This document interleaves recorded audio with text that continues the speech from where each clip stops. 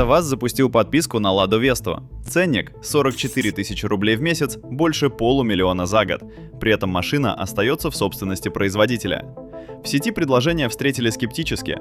Это где такая мировая практика, чтобы за автомобили, содержащие продукт, по $500 в месяц платили? При том, что это 100% будет развод, как с каршерингом. Купишь, через год она развалится и за ремонт сдерут так, будто это Кадиллак.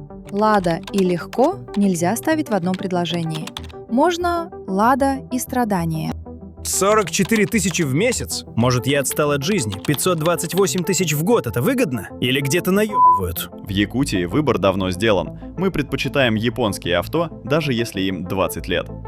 А в Китае можно купить за цену годовой аренды Лады новый автомобиль. И вот такой абсолютно новый автомобиль с салона стоит 50 тысяч юаней. В рублях это примерно 560 тысяч. Повторю еще раз, это не шутка. В Китае вот такая машина с салона, абсолютно новая, стоит в рублях 560 тысяч.